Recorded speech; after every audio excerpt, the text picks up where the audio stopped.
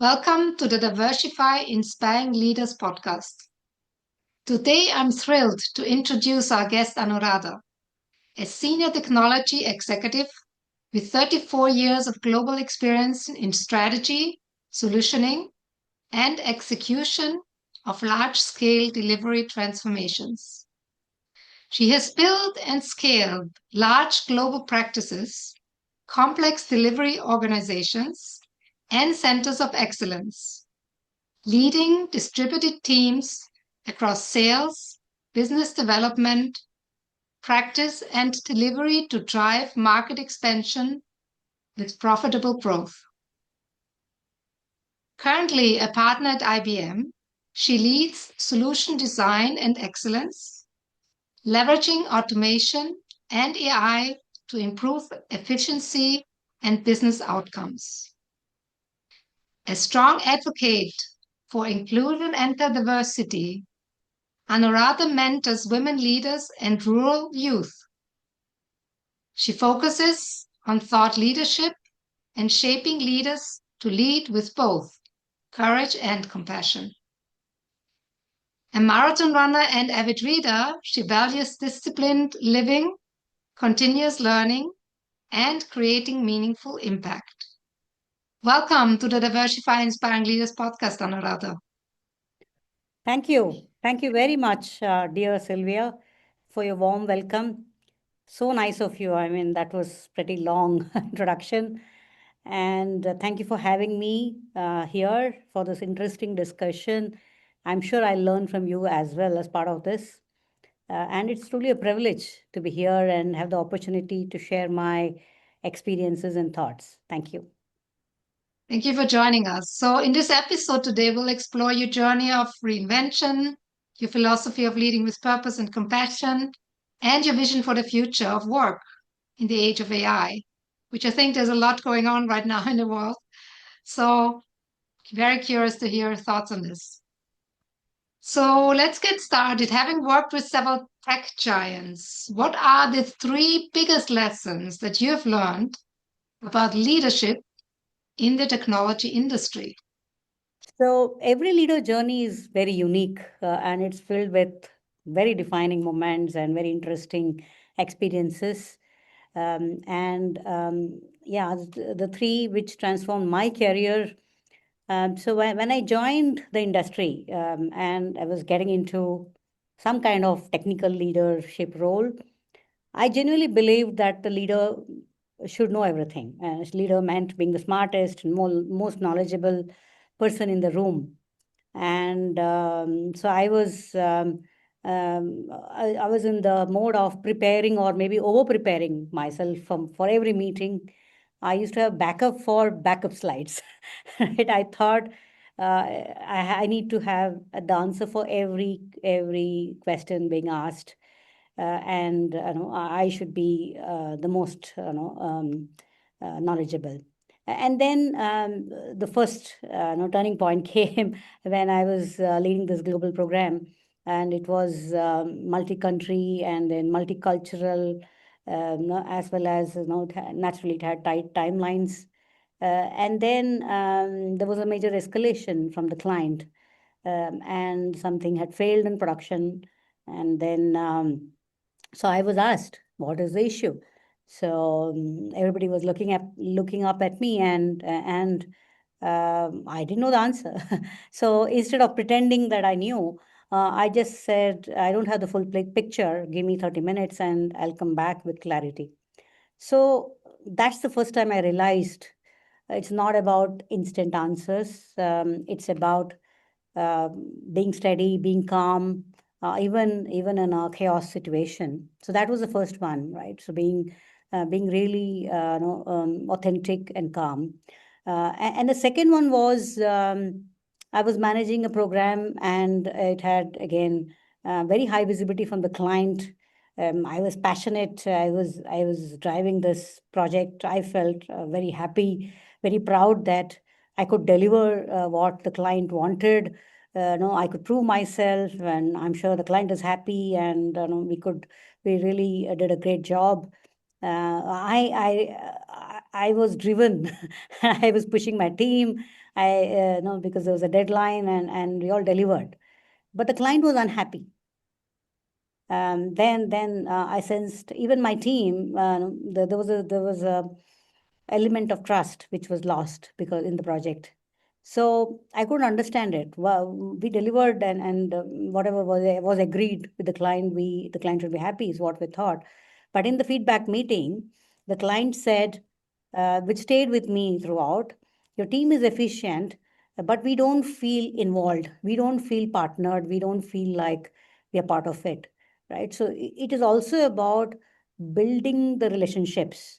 It's also about working along with them rather than just delivering something, right? So I ignored that in the project, and that was a great learning. And also building trust with your teams also. So relationships are both ways, both with your team as well as with the client. That was the second learning. And third learning was in the later years. So there was a room full of lot of very knowledgeable, very expert level people like data scientists, architects, AI engineers.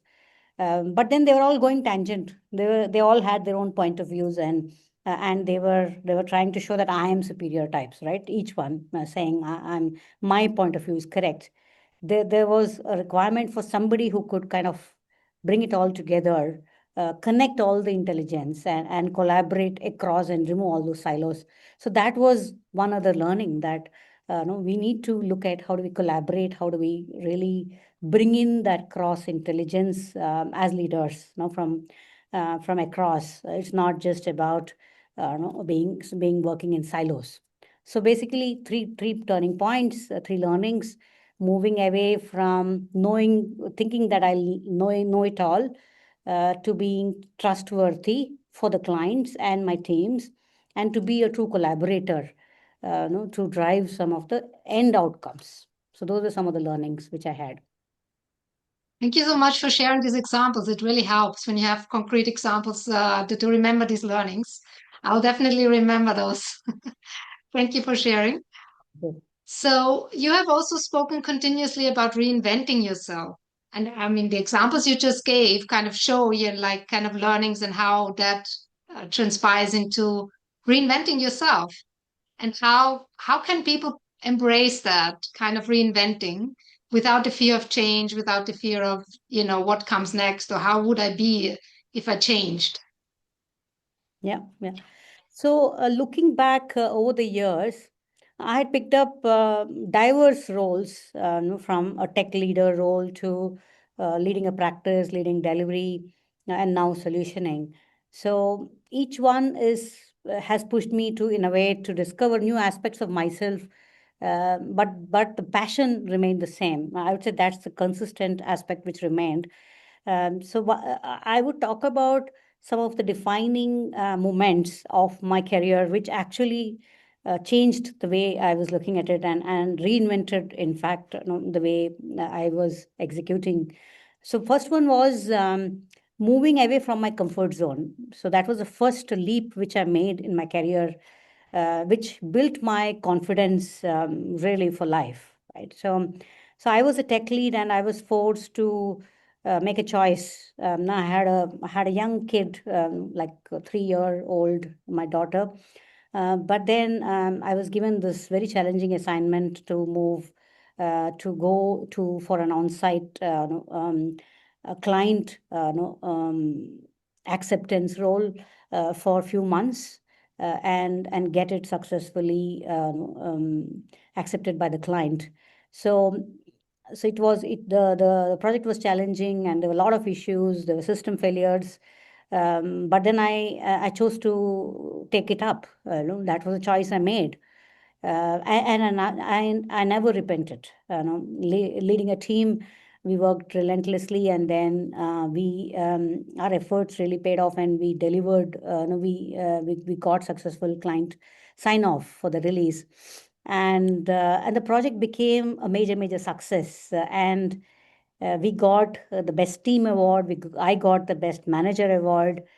More importantly, I would say it was a turning point for me.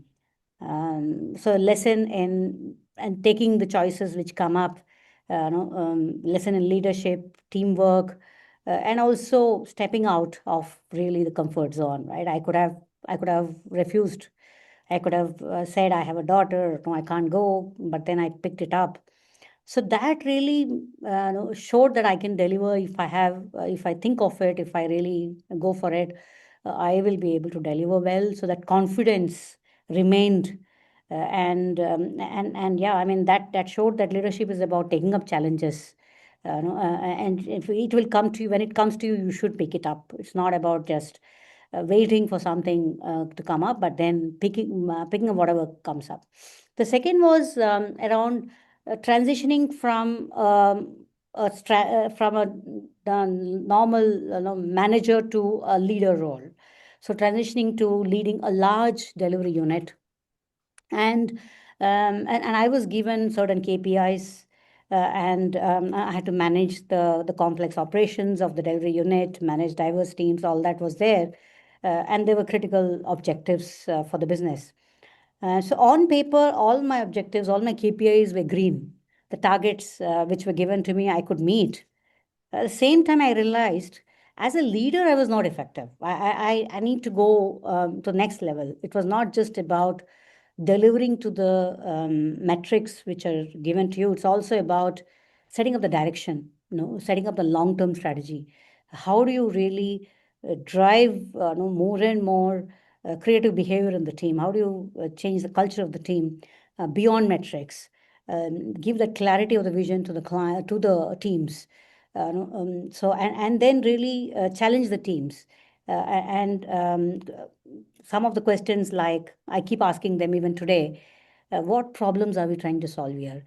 What would it be like in 3 years? So I think it's so leadership is not just about delivering to KPIs, but it's also about how can I move it to the next level? How can I create a larger impact, larger fostering of innovation, and really creating a larger value to the organization. That's the second one I would say. No, which and then in fact that this was heavily influenced by the book as well, Marshall Goldsmith's book of What Got You Here Will Not Get You There. I think that was very good, and that's a great learning. And anybody who's hearing this, I would recommend them to read this book, because that's the book is really shifting your perspective on leadership itself and setting new levels of impact. And then the third one I would say is redefining and rediscovering myself, beyond work. So I was in my 40s, and I was successful. I was handling life, I was balancing it well, home and career, everything. But then I felt it was very mechanical, and no, I decided to then change that. I wanted to look at how can I create time for myself, and I embraced fitness and marathons and learning music, and then challenging myself, taking up new dimensions of joy and fulfillment. So that's a personal reinvention, I would say. It actually impacted my career as well, my the way I look at leadership itself, and rediscovering myself. And I would say these are the three aspects of my journey which reinvented me. Right from moving out of the comfort zone to the scaling yourself as a strategic leader, to rediscovering your own life, and really bringing in that energy, and the passion, which is required, across, right? So basically, it's about taking risks and inspiring others and continuously evolving, right? So that's what I would say is about reinvention. Thank you so much for sharing this personal story also with your about having a daughter and going abroad. And I think this is one of the important things for women to understand, that sometimes you have to take up challenging assignments, Correct. even if it means, you have maybe asked your family to support you in this period where it might be challenging. And I assume you had some backup support from your family to be able to do that. So that is an incredibly important part, right? Absolutely. I think that once you make up your mind, then things fall in place. So it's all about you, as an individual, what decisions you take.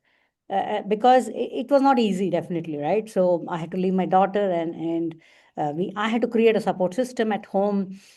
I had to ensure everybody's taken care, all that, right? So yeah, I mean, I think we need to be, as women, we need to have that conviction that things can be taken care of. I will ensure everything is set up in terms of the support system, and people at home also will support you, right? Once you are aligned, you decide, then everything falls in place. I've seen that all through my career, in fact.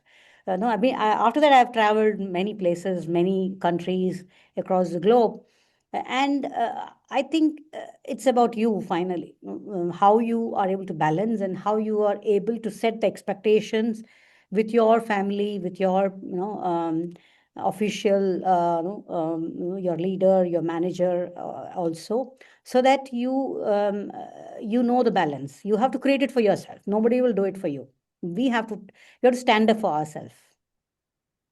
Absolutely. I think this is really helpful for women leaders. Thank you so much. So, you emphasize leading with both purpose and compassion.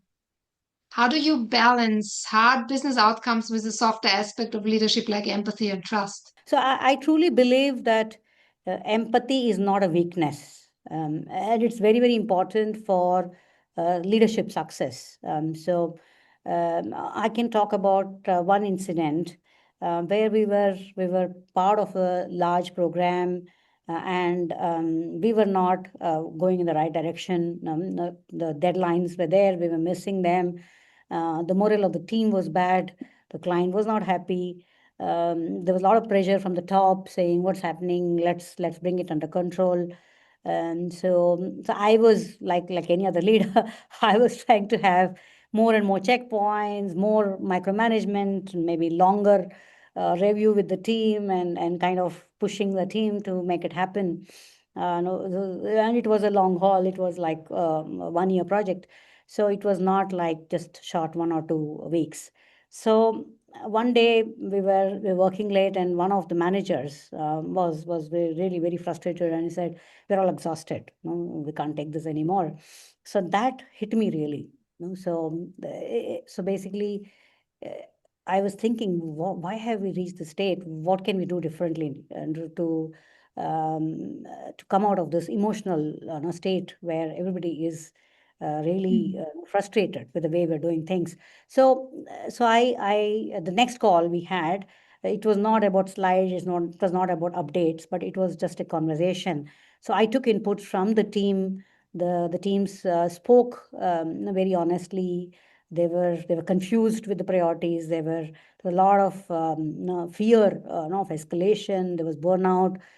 So I put it on them, back to them, saying, "Okay, given this, what can we do? What are the things which we can do? Because delivering to the client is something which has to be done. It can't be avoided."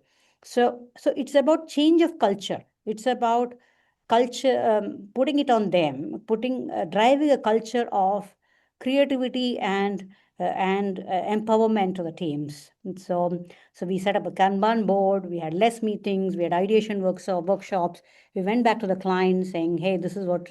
So basically, it was about collaboration with the teams, partnering with our teams and the client, driving that behavior of change with new ideas, new using leveraging technology. So within weeks, we improved on the performance. The team was motivated, and yeah. So basically, empathy really helped me really change the way we were delivering and bring in motivation to the team and empowering no to the empowering the teams, and that was really humbling for me, seeing that when the team is motivated, they'll do anything for you, and that remains with me even today.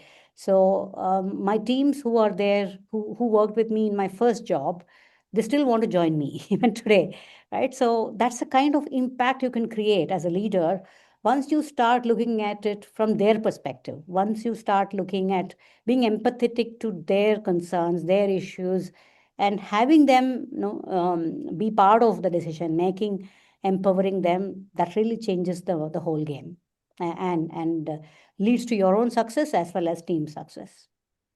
That's an incredible story. Thank you for sharing. I hope our listeners can take this on board and really understand that how incredible of a shift you were able to make through this one way of dealing with the situation with empathy and setting up a meeting, getting people involved, trying to find solutions together.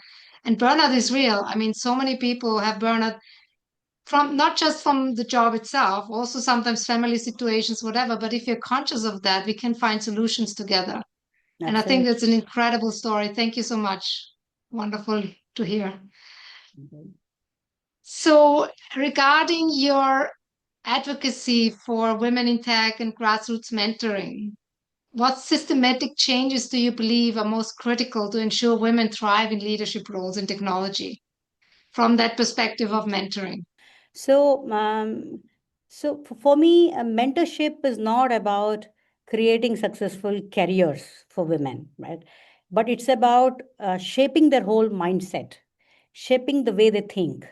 Many women no, do not think independently. They act.